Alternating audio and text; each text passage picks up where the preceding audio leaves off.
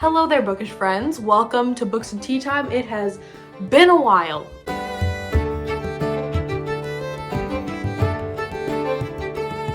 Hello, book friends, bookish people. How are we doing? It has been a hot minute. Today I am coming at you with the ultimate coziest of backdrops. It is December 2nd, and as is apparently my brand, I'm coming at you way late in the game with my birthday haul. I've been itching to film for a while. I've filmed several videos or parts of several videos and scrapped them, and I figured, a good old-fashioned haul is the perfect way to get back into the swing of things before I do like my best and worst of the year. I also want to do like a tier ranking every book that I read, because as of today, I have read over 100 books in 2024. I think this is the first time I've ever read over 100 books in a year, so I really want to do that. So I'm using this video as sort of a transition back, hopefully, into regular content planning, but I feel like it's a rite of passage in the booktube community to just drop off the face of the earth for a while and pop back up every now and again. So that's what I'm doing, apparently. I've got a nice stack of books that I want to show off, and then at the end of the video, I'm just going to throw in a couple of the other things that people got me that are really cute and fun, just because I want to show them off. 4 of these books people purchased for me, and then my brother and my uncle and my grandma all just gave me money, which I love because then I can go to the bookstore. And I took a little trip down to Half Price Books and got myself 6 books. I only have 5 of them here because a few of them I had to order to be delivered to my apartment, and one of them hasn't come yet. Let's start with the books that my parents got me. First and foremost, he got me The Fury of the Gods by John Gwynne. This is the 3rd and final installment in the Bloodsworn saga, I think is what it's called, by John Gwynne. It's a Norse mythology, Viking-inspired fantasy retelling. I read the first one, The Shadow of the Gods, I think 2 years ago, and I loved it. Instant fave, 5 out of 5 stars. I actually did a spoiler reading vlog for that I'll have linked up above. I did not read the second one yet. The second one is called The Hunger of the Gods, and this 3rd one just came out in October. I am so excited to have this. It's such a nice, thick, floppy paperback. And then the surprise one is No Strangers Here by Carleen O'Connor. It seems to be a thriller. An Irish veterinarian who's grappling with life, death, family dynamics, and the secrets at the heart of this small community. So it just seems to be a thriller that takes place in Ireland, and if you know anything about me, I love Ireland, Irish culture. I am Irish. It also seems that this might be an Irish mystery series. Yes, first in a new series. So it's a series of mystery thrillers set in a fictional town in County Cork. So I'm very excited about this. I haven't read a lot of the back. I find that I don't really like to read the back when it comes to mystery and thriller too closely because it kind of gives away a little bit, but I'm actually really excited for this. I don't read a whole lot of mystery thriller, but I feel like if there was ever one that I was going to enjoy, it would definitely be one set in Ireland. The cover is so atmospheric. I feel like this will be a really good book. I'm going to Boston in March. I feel like this is absolutely the perfect book to bring on the plane with me. I'm gonna set this aside for that, but thanks, Dad. Hopefully it's good. Otherwise, I'm gonna roast you. So these next 2 I have already read, but I asked for them because I want to reread them and annotate them, because when I read them the first time, I did the audio. And I'll just hold them both up at the same time because they're in the same series. It is Butcher and Blackbird and Leather and Lark by Bryn Weaver. If you're on Instagram, TikTok, YouTube, you've probably seen about these books. They are dark romances. This is a romance between 2 serial killers that are in a competition to kill like the worst person that they can find every year, and like whoever wins has like the title for that year or whatever. But it's 2 serial killers who fall in love. Again, the audiobook is exceptional, but because I liked it so much, I really wanted to own a physical copy and annotate it, and like reread the audio and while I'm physically annotating the book. And then I also read Leather and Lark when it came out earlier in the summer, and I really, really liked it. A lot of people don't like this one. I still really liked it. It's not better than Butcher and Blackbird in my opinion. That being said, I still had a lot of fun with it. So I am going to be rereading and annotating both of these at some point. No rush, but I figured like since I had already read them, I'm not necessarily gonna rush to buy them for myself, so I just threw them on my wish list for my birthday, and my aunt got them for me, so I'm really excited to own these. They also are just stunning. I mean, like, look at the covers, the spines even look great.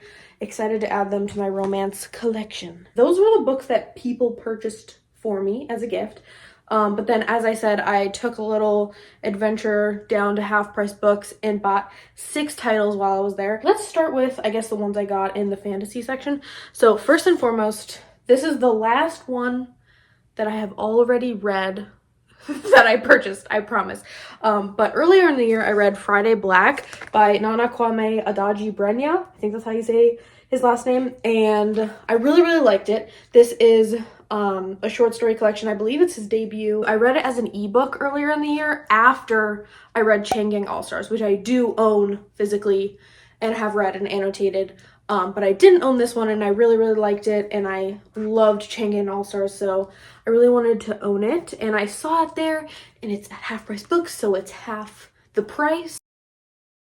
I highly recommend, especially if you're looking to get like a couple short books in before the end of the year to meet that Goodreads goal. So glad to add it to my shelf. Then I found a new release on the shelves from the book of the month. I'm like, how is this already here? This came out like a week ago. I got The Teller of Small Fortunes, the book of the month edition, which is, look at this cover. It's so cute and cozy and charming. There's a cat. Are we kidding? This came out in November. It's a cozy fantasy. I believe people say it's, you know, for those who like Travis Baldry's Legends and Lattes. The blurb says, a wandering fortune teller finds an unexpected family in this warm and wonderful debut fantasy. Oh, this is a debut. I didn't know that. So it's about our traveling fortune teller who, it says she only tells small fortunes, whether it will hail next week, which boy the barmaid will kiss, whenever the cow will calve. She knows from bitter experience that big fortunes come with big consequences. But a small fortune unexpectedly becomes something more when a semi-reformed thief and an ex-mercenary recruit her into their desperate search for a lost child. Soon they're joined by a baker with a need for adventure, and of course a slightly magical cat. Like, what? A ragtag found family that includes a cat? A magical cat? I'm 100% there. It looks like not too long. I'm really excited to read this one, and when I do, I'll let you know how it goes. Next, we have Tread of Angels by Rebecca Roanhorse. Rebecca Roanhorse writes the, what is it called? Between Earth and Sky trilogy. It's Black Sun, Fevered Star, Mirrored Heavens. Some of my favorite, if not my favorite fantasy of all time. I have not read Mirrored Heavens yet, which is my greatest shame as it came out over the summer. But I have started it. I'm 40 pages in. It's been sitting on my nightstand for like 3 months. Anyway, Black Sun and Fevered Star, freaking 10 out of 10, 5 out of 5. Love them so much. I love her writing. I love the way that she tells fantasy stories. And this is a fantasy novella. I've had my eye on it for a while, and then I saw it at Half Price Books, and I just had to grab it. And like, look, it's like the perfect little package, baby book size. This seems to be about, you know, an ancient evil coming back to threaten our characters in the present. I really like the way Rebecca Roanhorse works in deities and like cosmic larger beings into her character dynamics. So I'm really excited for this. I think this is going to be a real fun time. Blurb by Stephen Graham Jones. A little foreshadowing there.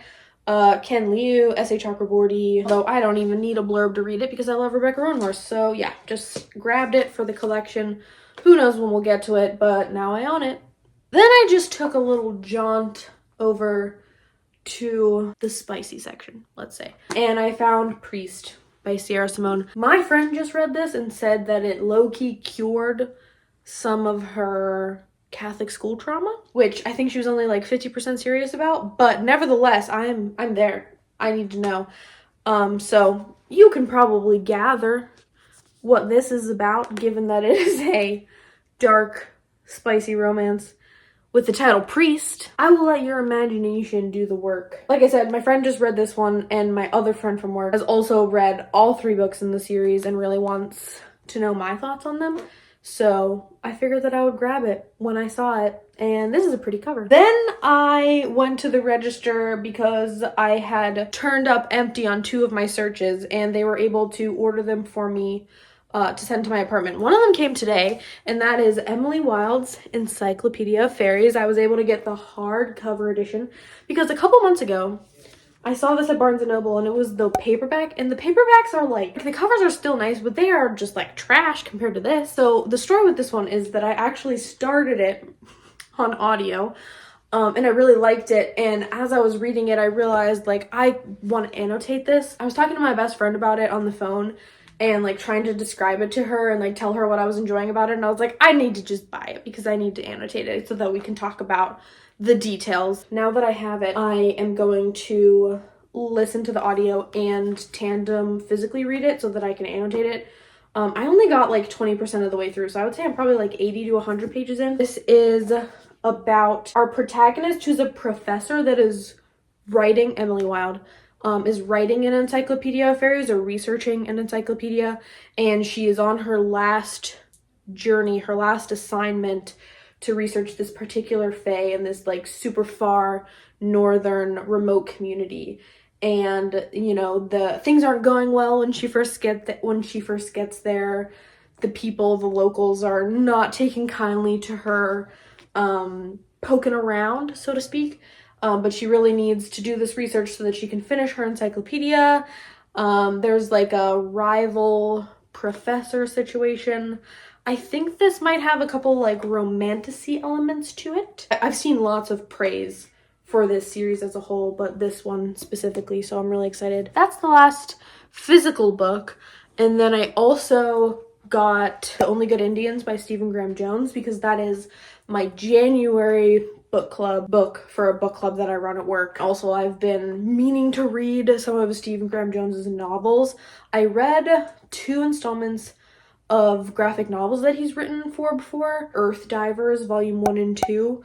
I really liked those, so if you're looking for a graphic novel, or you like Stephen Graham Jones and you haven't read those yet, I highly recommend them. And I've heard a lot of really good things about The Only Good Indians, and like I said, it's a book club pick, so that should be arriving any day now, probably. Yeah, that's it for the books. Really excited to dive into all of these. I just keep looking at this stack and wanting to grab and start all of them, which is like how I get into most of my reading slumps, is I just have too many good choices and I'm paralyzed with indecision. And then I end up reading nothing and playing video games instead. Okay, now really quickly to wrap up the video, let's go through some of the other goodies that I got. First things first, I'm gonna insert some video clips of this, but I got a candle warmer and a new holiday candle from my aunt who lives out of town. I really wanted a candle warmer because I don't like lighting candles around the cats. They've never tried anything, but something about the way that Killua eyes up a flame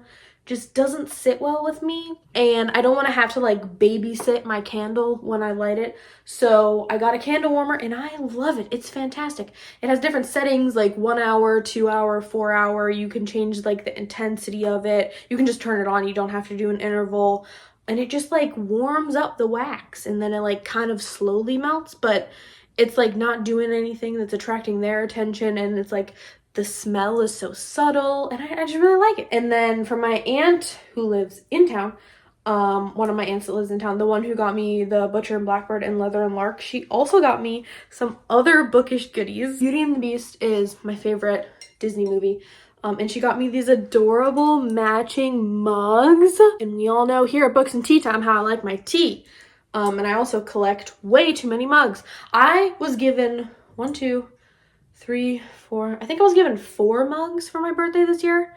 2 of them were gifted to me by coworkers, but they're at work because they were gifts from my coworkers. One of my friends from work got me this like gorgeous Irish mug from this little Irish shop that she got when she was traveling.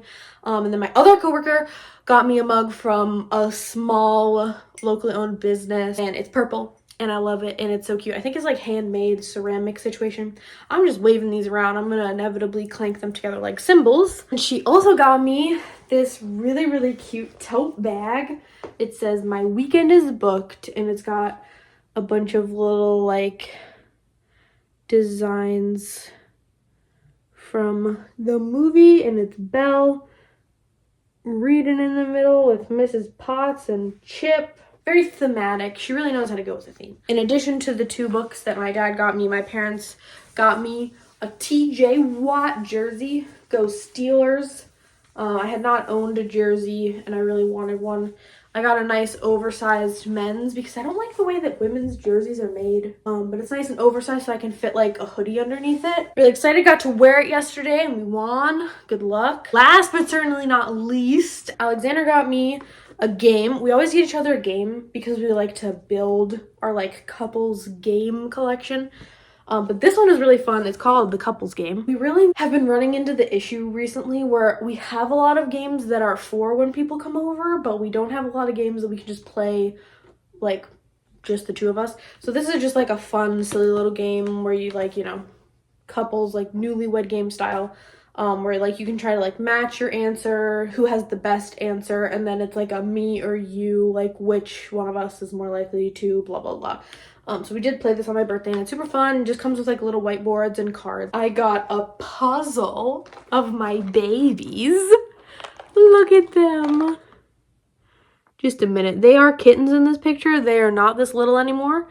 This is when they were like 3 months old, 4 months old. They are 2 years old now, but they will be forever immortalized. I am going to do this puzzle and then we're going to frame it and hang it because it's adorable. So thanks so much for my little baby puzzle. It's 500 pieces, which I know for a lot of you, you're like, 500 pieces, I can do that in my sleep, but I am new to the puzzle game and I'm also impatient. So 500 pieces is more than enough. Okay, one more time. Look at their little faces. Thank you so much to all of my friends and family and everybody who wished me a happy birthday, for spoiling me with your love and affection and attention. All of my older friends at work tell me that 26 is when your 20s start to go downhill.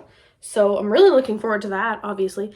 But more importantly, I am 1 year closer to aging into my personality, as I have been saying over the past few weeks, as I am emotionally and spiritually in my 70s. But here's to another year of lots of books, lots of reading, and hopefully lots of filming. Thank you so much for coming to my channel and watching this video. It means the world to me. I love you all. Don't forget to like, comment, and subscribe if that's your jam. And I hope to see you in my next video. Peace out.